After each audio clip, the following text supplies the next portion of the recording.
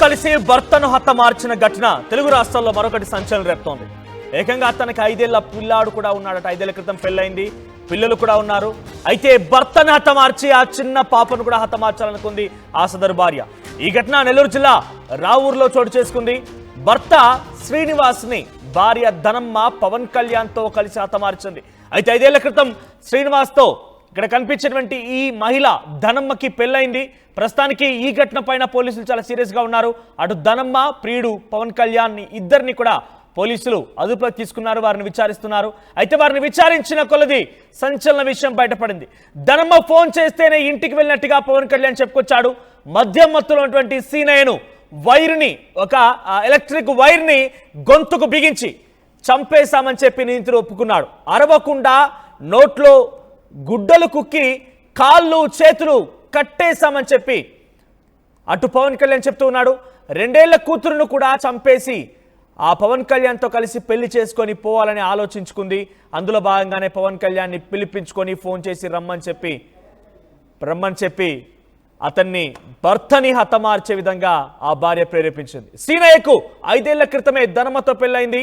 పెళ్లికి ముందే కళ్యాణ్తో ధనమ్మ ప్రేమ వ్యవహారం కూడా కొనసాగినట్టు తెలుస్తోంది. అయితే పెళ్లి తర్వాత కూడా ఇద్దరి మధ్య అక్రమ సంబంధం ఇంకా కొనసాగుతూనే ఉంది. తమకు అడ్డుగా ఉన్నాడు భర్త, ఆ భర్తని ఎలాగైనా హతమార్చాలి. అందుకే ప్రియుడు కళ్యాణ్తో కలిసి భర్త సీనయ్యను హతమార్చింది ఆ ప్రియురాలు ధనమ్మ. ఇక్కడ చూడండి, భర్త, భార్య, ప్రియుడు. ఎంత దుర్మార్గం కాకపోతే వీళ్ళకేం పోయే కాలం. చూస్తే చాలా బీదవాళ్ళ ఉన్నారు. సో బీదవాళ్ళు చేయాలి, ధనికులు చేయకూడదు, మిడిల్ క్లాస్ అని ఇక్కడ తారతమ్యాలు ఏం లేవు. కానీ నేనేమంటున్నానంటే, చక్కగా పెళ్ళయింది, ఒక పాప కూడా పుట్టింది. కాయ కష్టం చేసి ఆ పాపని పెంచి పోషించుకోవడం, ఆ తర్వాత భార్యాభర్తలు కలిసి ఉండడం, అక్కడ కాకపోతే ఇంకో చోటుకి వెళ్ళడం, ఇలా సఖ్యంగా ఉండొచ్చు. కానీ ఏం పోయే కాలం చెప్పండి. అక్కడ చూడండి ఎలా ఉన్నాడో. ఇప్పుడు పక్కా చప్రీ బ్యాచ్ అంటే ఊర్లో పంటి గలీజ్గా ఏం పని లేకుండా పాట లేకుండా 100-150 రూపాయల కైకిలి కూల్ చేసుకొని సాయంత్రం కాగానే ఓ పెగ్గేసి పడుకుంటాడు చూసారా, ఆ బాపత్లా ఉన్నాడు వీడు కనపడడానికి. స్పెట్స్ పెట్టుకొని ఏదో హీరోలో కటింగ్ ఇస్తున్నాడు చూసారా, వాడే ప్రియుడట. అక్కడ పక్కన కనిపించేటువంటి ఆ మహిళ తన భార్య, శ్రీనివాస్ భార్య. సో ఈ దుర్మార్గుడితోని ఈ తిరునాళ్ళలో బుగ్గలు అమ్ముకునేలా వాడు కనబడుతున్నాడు. సో అటువంటి ఈ వ్యక్తితోని వెళ్ళిపోయి ఆ భర్తని హతమార్చింది భార్య. నిజంగా ఎంత దారుణం చూడండి.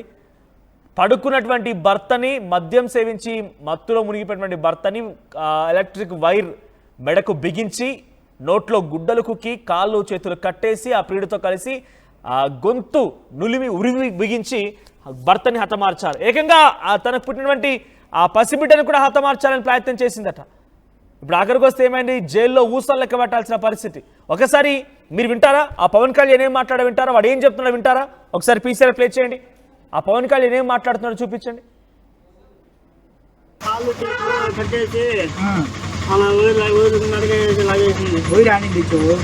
ఫోన్ పని చేయకపోయినా ఫోన్ నీకు అమ్మాయి ఫోన్ చేసి వస్తున్నాను. ఇప్పుడు ఏం చేస్తారా ఫోన్ నీకు? అది అప్పుడు కావాలి, నెట్వర్క్ లేదా సిమ్కి రెండు ఉన్నాయి కదా. ఫస్ట్ అదే డబల్ 9 దానికి ఫోన్ రాకపోయినా బ్యాలెన్స్ చెప్పింది. ఎప్పుడు అదే నిన్న అయిపోయింది. ఫోన్ చేసి ఏం చెప్పిందా? రమ్మని చెప్పింది. రమ్మని చెప్తే ఏం చేసావు నువ్వు? రమ్మని చెప్తే కాళ్ళు కట్టేసింది. రమ్మని చెప్పింది, నువ్వు పోయిన తర్వాత కట్టేసిందా? కొన్ని నిద్రపోతుంటే కట్టేశారు, అనుకోలేదు. ఎన్ని గంటలకు? 10:30 కట్టేసిన వైర్ లాగేసింది కాదు, వైర్ లాగారు. ఫస్ట్ నుంచి జరిగింది చెప్పురా. పిలిచింది పోయావు, బానే ఉంది. స్టార్టింగ్ ఎట్ట పోయావు ఏందన్నీ చెప్పవా? నడుచుకుంటూ వచ్చి అటు వచ్చిన నేను. నువ్వేం చెప్పినావు? నేనేం చెప్పలా, అమ్మాయి చెప్పింది. చెప్పినావంటే నీ కాపురం బాగుంటుంది, పాలు పండి సాక్కుంటాను తాగుపోతాడు. నేనేం చెప్పలా, అమ్మాయి చెప్పింది. చెప్పు. చెప్పిన తర్వాత చెప్పింది ఏమని? నాకు నచ్చలేదు, వైర్లు ఏమన్నా కాలుష్యం కట్టేదానికి వైరుందా, ఏమన్నా మెడకేసేదానికి వైరుందా అనింది. అది తెచ్చిన తర్వాత కట్టేసాం, కాలుష్యాలు కట్టేసాం. కట్టేసిన తర్వాత మెడకేసాం. మెడకేసిన తర్వాత అమ్మాయి పడడానికి చచ్చిపోయాడు. చచ్చిపోయాడు అప్పుడే అక్కడ కూడా గుర్తున్నాడు పుట్టినాడు. మా ఉస్మాన్ అంటే చీలో ఈ అమ్మాయి పెట్టింది కొట్టారా లేక కొట్టి చంపారా మామూలుగా అదేలే చూడండి బ్లడ్ వచ్చింది అట్టు వచ్చి ముందుకు వచ్చింది. అది చెవులు కట్టలేదు బాగా బాగా అది నోట్లో గుడ్డ పుట్టేసింది నోట్లో నోట్లో గుడ్డ పుట్టే మన అమ్మాయి ఇట్లా సారమని లాగేసింది. నేను లాగకపోయి నేను పట్టుకోలేకపోయినా మన వాళ్ళకి లేదు నేను లాగేసింది అలాగే వెళ్ళిపోతాను ఇంటికి అలాగే తర్వాత ముందు చూసుకో ముందు ఆ పక్క వెళ్ళిపోయింది. చచ్చిపోయాడు. చచ్చిపోయిన తర్వాత ఏం చేశారు? చచ్చిపోయిన తర్వాత అది వేరు వల్ల వేరు సగతి పోయేసింది. పోయేసి నాకు ఇచ్చేసింది. ఆడే అక్కడ చేస్తా తల్లి వచ్చి నా దగ్గర పూర్తి చేయించేస్తా. నేనైతే ఏం చేస్తా అన్న చెప్తే అయిపోతుంది. ఏడాది పెట్టావు వీడికి ఉందరా నువ్వు చెప్పు నా చెప్పు ఏడా అన్న మా ఇంటి కాడ విజయనగర్ కాడ ఏడాది పెట్టావు ఇసుక పై ఇసుక పక్కన ఆట బారి ఇసుక పక్కన ఏం ఆటో తాళ్ళు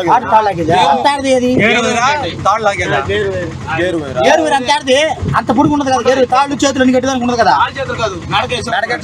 దాన్ని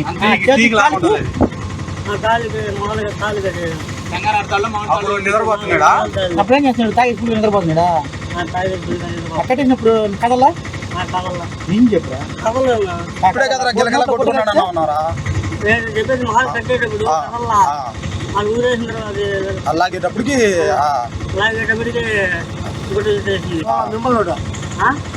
చూసాడా ఆయన చేసాడు అలాగే గట్టిగా లాగేసింది.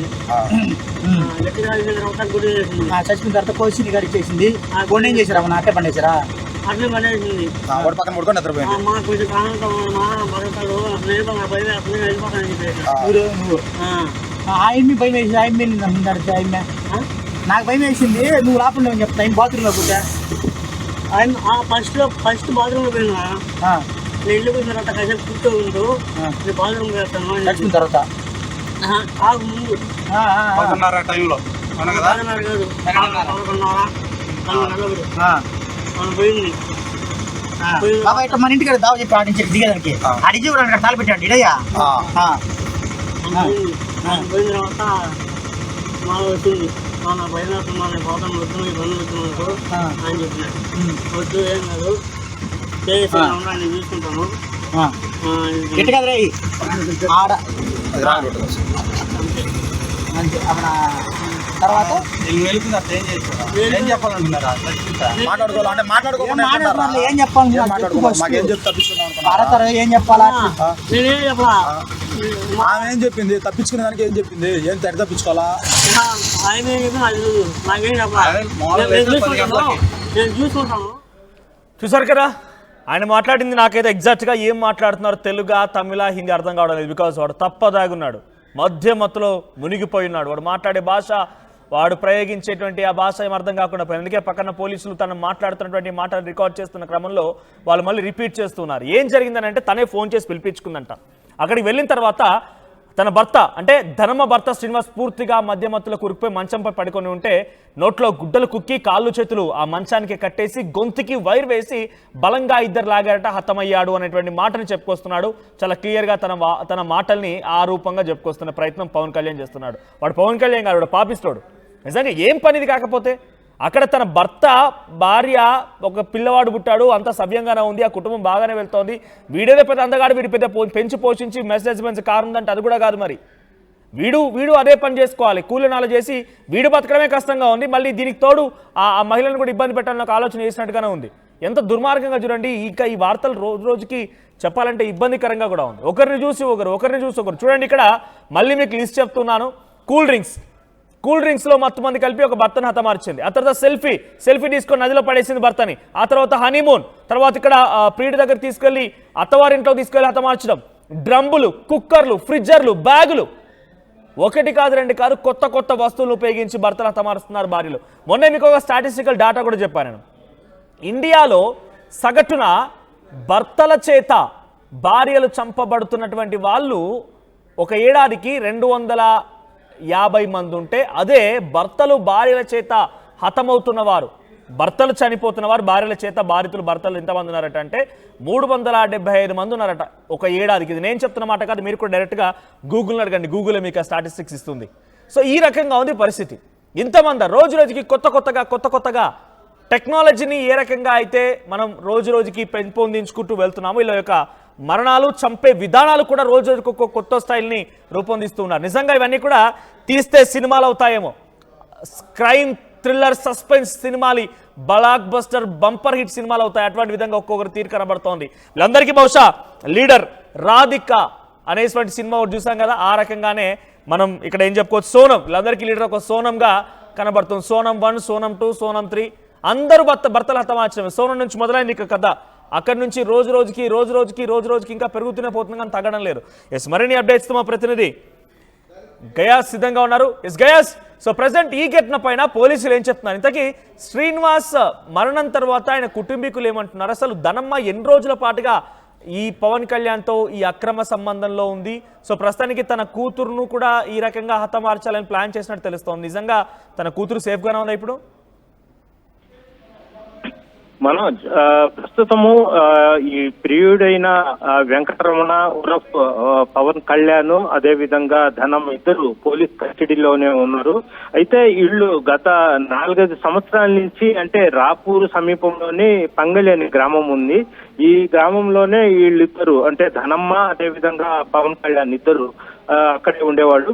ధనమ్మకు పెళ్లి కాకముందు నుంచి వీళ్ళు ప్రేమించుకుంటున్నారు. అయితే ధనమ్మకు 2022లో వివాహం జరిగింది. వివాహం జరిగిన తర్వాత కూడా ఈమె ధనమ్మ ఇతను పవన్ కళ్యాణ్ తో ఈ అక్రమ సంబంధం కొనసాగుతానే ఉంది. వాళ్లకు ఒక కుమార్తె కూడా ఉంది. అయితే ఎలాగైనా ఇతన్ని సీనయ్యను, ధనమ్మ భర్త సీనయ్యని వైదొలుచుకోవాలని ఒక పథకం, వాళ్ళు 2 నెలల నుంచి పథకం పండుతున్నట్లు పోలీసు విచారణ అయితే చాలా ఆసక్తికరమైన విషయాలు చెప్పారని కూడా పోలీసులు చెప్తున్నారు. పోలీసులు సైతం అవాక్కయ్యారు. అంటే ఈ ఫస్ట్ సీనియర్ను వైదొలిగించుకుంటే తర్వాత ఆ చిన్నారి పాపని ఈజీగా చంపేసి తర్వాత వీళ్ళిద్దరూ ఎక్కడికి వెళ్ళిపోయి వివాహం చేసుకోవాలని కూడా ముందుగానే మాట్లాడుకున్నట్లు పోలీసు విచారణలో ధనమ్మ అదే విధంగా పవన్ కళ్యాణ్ ఇద్దరు చెప్పినట్లు మనకైతే సమాచారం తెలుస్తుంది. ఇందులో భాగంగానే, అంటే నిన్న రాత్రి ఇతను కూలి పనులకి వెళ్ళిపోయి సాయంత్రం వచ్చిన తర్వాత కొద్దిగా మద్యం సేవించి పండుకున్నాడు. ఇది ఇతను మద్యం మత్తులో ఉన్న విషయాన్ని భార్య ధనమ్మ గుర్తించి వెంటనే వెంకటరమణ పవన్ కళ్యాణ్ ఫోన్ చేసి చెప్పడం, కరెక్ట్ 1:00-1:30కి అతను వాళ్ళ ఇంటికి రావడము. ఆ ఇద్దరు ముందుగానే ఈమె ధనమ్మ చెప్పడం జరిగింది. అంటే తాళ్ళు, అదే విధంగా చంపడానికి కావాల్సిన వైరు ఇవన్నీ తీసుకురమ్మంటే ఇతను తీసుకుని ఇంటికి వెళ్ళిపోవడం. అప్పటికే మత్తులో ఉన్న సీనయ్య కాళ్ళు చేతులు కట్టేసి నోట్లో ధనమ్మ ఈ గుడ్డలు కూడా కుక్కడం జరిగింది. ఎందుకంటే వీళ్ళు చంపే ముందు ఏదైనా అరిస్తే పక్కనే ఉన్న వాళ్ళు ఇరుగు పొరుగు వస్తారన్న భయంతోనే వాళ్ళు ఒక పథకం ప్రకారము నోట్లో గుడ్డలు కుక్కి ఆ కాళ్ళు కట్టేసి ఆ వైరుతో ఇద్దరు కలిసి బిగించడంతో ప్రారంభమైంది. అక్కడి నుంచి కొద్దిసేపు ఉన్న తర్వాత ఈ పవన్ కళ్యాణ్ నెల్లూరుకి ఒక లారీ ఎక్కి నెల్లూరుకు రావడం జరిగింది. అయితే ఉదయాన్నే లేచిన వెంటనే ధనమ్మ తన భర్త రాత్రి గుండె నొప్పి అన్నాడు, బాధపడ్డాడు. ఆ తర్వాత ఉదయం చూస్తే నిద్రలోనే చనిపోయాడంటూ అందరినీ నమ్మబలికి ఇచ్చింది ఏడుస్తూ. అయితే అందరూ నమ్మారు ఈ మాటలు కూడా. అక్కడంటే మొత్తం చాలా మంది అమాయకత్వం కూలీనాలు చేసుకునే వాళ్ళు ఉండడంతో శవాన్ని మొత్తం ఏంటంటే పసుపు ఈ కంది. శ్రీనివాస్ అనుమానం రాలేదా? పెళ్లి కంటే ముందు ప్రేమ వ్యవహారం ఉంది, పెళ్లి తర్వాత కూడా అక్రమ సంబంధంగా పవన్ కళ్యాణ్ తో ధనమ్మ కొనసాగించిందంటే ఏ రోజు శ్రీనివాస్ అనుమానం రాలేదా? తోటి కుటుంబీకులకు కానివ్వండి, స్థానికంగా ఎవరికి అనుమానం రాలేదా? మనోజ్, ఈ ధనమ్మ చాలా తెలివిగా చాలా ఇదిగా ఇచ్చేసేది. ప్రధానంగా కనీసము అంటే నిన్న చంపే సమయంలో మాత్రమే ప్రియుడు అక్కడికి వచ్చాడు. లేని సమయంలో ఈమె పుట్టింటికి వెళ్ళిపోయినప్పుడు అక్కడ వీళ్ళు ఇద్దరు కలుసుకుని మాట్లాడేవాళ్ళు. ఫోన్ ఉంది, ఫోన్ లో మాట్లాడుకునే వాళ్ళు. ఇంత అంటే భార్య ధనమ్మ ఈ విధంగా చేస్తది అని కూడా సీనయ్య భర్త సీనయ్య కూడా ఊహించలేదు. అదేవిధంగా సీనయ్య తల్లిదండ్రులు అయితే వృద్ధులు, వాళ్ళు కూడా అంత తెలివితేటలు లేవు. అదే విధంగా సీనయ్య కూడా ఈ భార్య ధనమ్మను చాలా ప్రేమగా చూసుకుంటాడు. కనీసం చిన్న పని కూడా ఇతనే కూలీ నాలు చేస్తూ చాలా ప్రేమగా చూసుకుంటున్నాడు ధనమ్మని. అయితే ఎక్కడ ఎలాంటి అనుమానం రాకుండానే ఇక ధనమ్మ వీడితో అక్రమ సంబంధం కొనసాగిస్తానే ఎట్టయినా సీనయ్యని చంపాలనే ఉద్దేశంతో ఒక పథకం ప్రకారం అయితే నిన్న చంపేసినట్లయితే పోలీసు విచారణ పూర్తిగా తెలుస్తుంది. Right Gaius. చూడండి, ఆ శ్రీనివాస్ కూలీ పని చేస్తారట. భార్యపై ప్రేమతో బయటికి వెళ్లకుండా పనేం చేయకుండానే ఇంట్లో పెట్టి పోషిస్తున్నాడు. ఏం పనికి వెళ్ళరు, చాలా ప్రేమగా చూసుకుంటున్నాడు. ఆయనే కూలీనాలి చేసి కష్టపడి ఆ కుటుంబాన్ని పోషిస్తూ ఉన్నాడు. అయినా ధనమ్మ ఇంట్లో కూర్చొని ఏం చేసిందయ్యా అంటే ఆ పవన్ కళ్యాణ్తో ప్రేమ నడిపించింది. భర్తను ఎప్పుడు చంపాలని ప్లాన్ వేసింది. భర్తని హతమార్చడం కోసం పక్కా ప్లాన్ వేసి రోజంతా పనిచేసి సాయంత్రానికి వచ్చేసరికల్లా కొంత మద్యం సేవించి పడుకున్నటువంటి సీనయ్యని ఒక్కసారిగా తన ప్రియుడికి ఫోన్ చేసి పిలిపించుకొని నోట్లో గుడ్డలు కుక్కి కాళ్ళు చేతులు కట్టేసి వైర్తో మెడకు బిగించి తనని ఉరివేసి హతమార్చింది అటు ధనమ్మ పవన్ కళ్యాణ్ ఇద్దరు కూడా. ఎంత పాపిస్టి అని అంటే నిజంగానే చాలా దుర్మార్గం. రోజు రోజుకి ఈ ప్రవర్తన శృతిమించిపోతుంది. ఏకంగా తర్వాత ఆ కూతురుని కూడా, తనకు పుట్టినటువంటి ఆ బిడ్డని కూడా హతమార్చి ఇద్దరే కలిసి ఉండాలనుకున్నారట. వాడు చేసేదే కూలి పని, వాడికే తినడానికి తిండి లేనట్టు కనబడుతున్నాడు అక్కడ పవన్ కళ్యాణ్ కూడా. అక్కడ ఆ భార్యను ఏం పోషిస్తాడు, లేకుంటే ఆ మహిళను ఏం పోషిస్తాడు? పాపం శ్రీనివాస్ అనేటువంటి వ్యక్తి కూలినాలు చేసి తన ఏం బయటికి పోకుండా ప్రేమగా ఆప్యాయంగా పెంచుకుంటున్నాడు. ఒకసారి ఆ శ్రీనివాస్ కుటుంబం ఏం మాట్లాడిందో చూడండి. ఇటువంటి వారిని ఎలా శిక్షిస్తే బాగుంటుందనేది కామెంట్ చేయండి.